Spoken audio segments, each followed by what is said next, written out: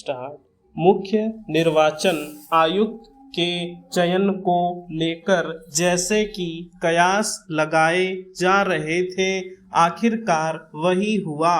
विपक्ष मांग करता रहा कि इस पद पर नियुक्ति के संबंध में सर्वोच्च न्यायालय की सुनवाई तक बैठक को टाल दिया जाना चाहिए, मगर सरकार ने उस मांग को अस्वीकार करते हुए राजीव कुमार की सेवानिवृत्ति से एक दिन पहले ही बैठक बुला ली और नए मुख्य निर्वाचन आयुक्त की नियुक्ति कर दी गई।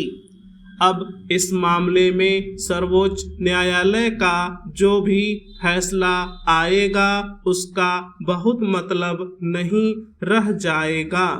नए मुख्य निर्वाचन आयुक्त को पदोन्नत किया गया है, मगर विपक्ष इसे उचित नहीं मान रहा।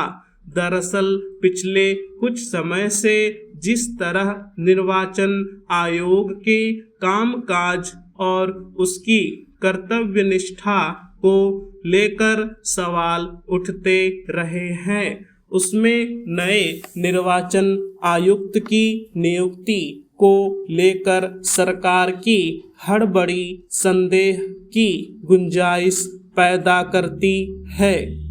संवैधानिक पदों पर नियुक्ति में पारदर्शिता की अपेक्षा स्वाभाविक है। मुख्य निर्वाचन आयुक्त की नियुक्ति में निष्पक्षता की मांग इसलिए उठती रही है कि इसी संस्था से लोकतंत्र की रक्षा का भरोसा बनता है। पिछले कुछ वर्षों में निर्वाचन आयुक्तों के सरकार की मंशा के अनुरूप काम करने, मतदाता सूची और मतदान मशीनों में गड़बड़ी कराने, मतदान संबंधी ब्यौरे में तालमेल न होने आदि के गंभीर आरोप लगते रहे हैं। इसीलिए मुख्य निर्वाचन आयुक्त की नियुक्ति में निष्पक्ष व्यवस्था की गुहार लगाते हुए सर्वोच्च न्यायालय का दरवाजा खटखटाया गया था। हालांकि यह पहली बार नहीं है जब भारत निर्वाचन आयोग के कामकाज के तरीके पर सवाल उठ रहे हैं। पहले भी सरकार पर अपनी पसंद के व्यक्ति को इस पद की जिम्मेदारी सौंपने का आरोप लगा है। प्रधानमंत्री की सलाह पर राष्ट्रपति इस पद पर नियुक्ति करते थे, मगर जब निर्वाचन आयोग के कामकाज में पारदर्शिता धुंधली होने लगी तो इस नियुक्ति प्रक्रिया को अदालत में चुनौती दी गई थी। तब सर्वोच्च न्यायालय ने व्यवस्था दी थी कि प्रधानमंत्री, नेता प्रतिपक्ष और प्रधान न्यायाधीश की 3 सदस्यों वाली समिति इस पद पर नियुक्ति करेगी, मगर सरकार ने उस व्यवस्था को पलटकर कानून बना दिया कि 3 सदस्यों में एक सदस्य प्रधान न्यायाधीश की जगह एक केंद्रीय मंत्री होगा।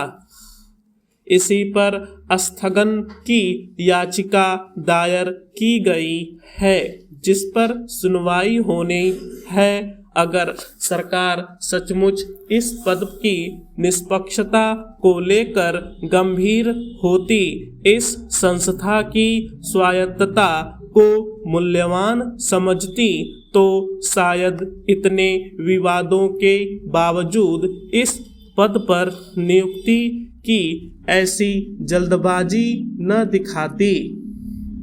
स्वतंत्र और निष्पक्ष चुनाव संवैधानिक संकल्प है, यह तभी संभव हो सकता है जब निर्वाचन आयुक्त स्वायत्त और निष्पक्ष ढंग से काम कर सके। अगर उसका झुकाव किसी दल विशेष या सत्ता पक्ष की तरफ होगा तो इसका असर चुनाव नतीजों पर नजर आएगा। स्वायत्तता के साथ साथ यह मांग भी लगातार उठती रही है कि निर्वाचन आयोग को एक नखदंत विहीन संस्था के बजाय अधिकार संपन्न संस्था बनाया जाना चाहिए, जो आचार संहिता के उल्लंघन आदि के मामले में कठोर कार्रवाई कर सके। मगर ऐसा कोई चुनाव नहीं गुजरता जब निर्वाचन आयोग पर गंभीर आरोप नहीं लगते।